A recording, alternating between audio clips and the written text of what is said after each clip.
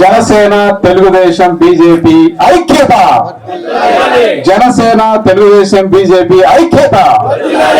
ఈ రోజు ఇంతమంది యువత ఇక్కడికి సుధాకరన్ను ఆయన నాయకత్వం నచ్చి ఇంతమంది దాదాపు కిలోమీటర్ పైగా ఆయన నడిపిస్తూ ద్వారాల మధ్య ఇక్కడ తీసుకొచ్చినందుకు ప్రతి ఒక్కరికి గ్రామస్తులకి, గొల్లపల్లి గ్రామస్తులకి పేరు పేరున నమస్కారాలు తెలియజేసుకుంటున్నాం.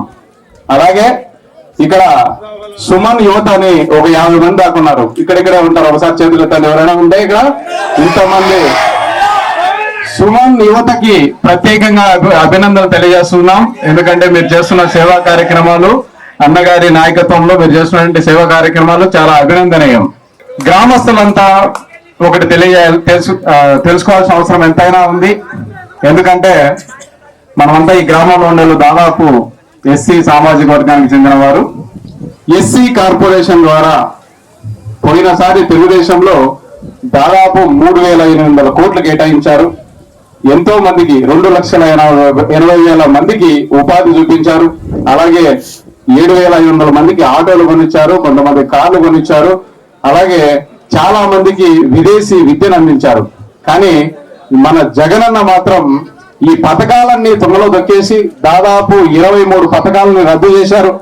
మన ఎస్సీ కార్పొరేషన్ కింద 3,800 కోట్లు రావాల్సి ఉండగా ఒక్క రూపాయి కూడా విధించకుండా మళ్ళా పేరుకేమో ఎస్సీ కార్పొరేషన్ ని డివైడ్ చేసి మాదిగా అని చెప్పి, మాలా అని చెప్పి, రెల్లికులం అని చెప్పేసి ఒక్క రూపాయి కూడా అందులో ఉంచకుండా ఆయన నవరత్నాలకి ఆ 3,800 కోట్లు మళ్లించుకున్నారు.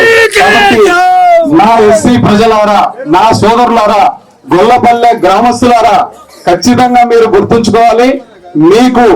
మనకు తీరని అన్యాయమే చేశాడు. 3,800 కోట్లు మనకు ఎస్సీ కార్పొరేషన్ ద్వారా మనకు వచ్చింటే, మన పిల్లలకి విదేశీ విద్య ఇచ్చింటే ఎంతో మంది బాగుపడి ఉండేవాళ్ళు. కాబట్టి అందరూ కలిసి ఖచ్చితంగా ఏ ఒక్క ఓటు కూడా పక్కకి వెళ్లకుండా మనము పొత్తులో భాగంగా జనసేన తెలుగుదేశం బీజేపీ పొత్తులో భాగంగా మన సుధాకరన్ని ఖచ్చితంగా ఎమ్మెల్యే గెలిపించుకోవాల్సిన అవసరం ఎంతైనా ఉంది. ఇంతకుముందు మీరు చేసి ఉంటారు, 2 ఓట్లు వాళ్ళు సాయం చేశారు, వీళ్ళు సాయం చేశారు, 2 ఓట్లు వాళ్ళకేద్దాం, 2 ఓట్లు వీళ్ళకేద్దామని అనే ఉంటారు. కానీ అది మాత్రం ఈసారి జరగకూడదు. ఖచ్చితంగా మీరు అతి స్వల్ప తేడాతో కూడా ఓడిపోయిన ఉన్నారు. మన నియోజకవర్గంలో కూడా 1994లో మన రవీంద్రారెడ్డి గారికి, రఘురామరెడ్డి గారికి 27 ఓట్ల తేడాతో ఓడిపోయారు. చాలా చోట్ల 1 ఓటుతో కూడా ఓడిపోయి ముఖ్యమంత్రి స్థానాన్ని కూడా కోల్పోయారు. కాబట్టి ఒక్క ఓటు కూడా ఇంపార్టెంటే.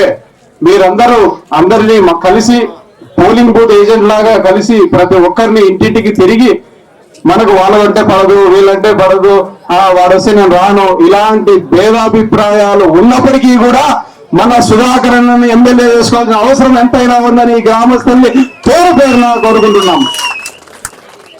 మన క్రైస్తవ మతత్వం తీసుకొని ఎవరు కొంతమంది బ్రదర్ అనిల్ అయినా, శర్మిలమ్మ అయినా, లేదా కేఏ పాల్ అయినా వాళ్ళు, లేదా మా బిడ్డ లేదా మీ బిడ్డ అని చెప్పుకునే జగన్ అయినా ఎవరికి సాయం చేశారు? క్రైస్తవం ప్రకారం దేవుడు ఏం చెప్పారు? కష్టాల్లో ఉన్న వారికి సహాయం చేయాలని దేవుడు చెప్పారు. ఆ కోవలో భాగంగా మన సుధాకరన్న కష్టాల్లో ఉన్న వారికి సాయం చేస్తూనే ఉన్నారు.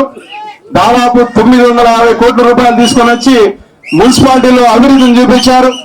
అలాగే తాగునీరు లేని చోట బోర్లు లేపించి తాగునీరు అందించారు. ఎర్ర చెరువు నీరు నింపి సాగునీరు అందించారు. ఉర్దూ పాఠశాల తెచ్చాడు, గురుకుల పాఠశాల తెచ్చాడు. ఆయన ఎక్కడైనా అటవీ శాఖ భూముల ఆక్రమణకు లోనైతే కలం దక్కి అటవీ శాఖ ఆక్రమణల మీద ఆయన పోరాటం చేసి సహాయం చేస్తూనే ఉన్నారు. మరి మీ బిడ్డ అని చెప్పుకునే జగన్ బిడ్డ ఏం చేశారు? కొంతమందికి మాత్రమే సాయం చేశాడు ఆయన.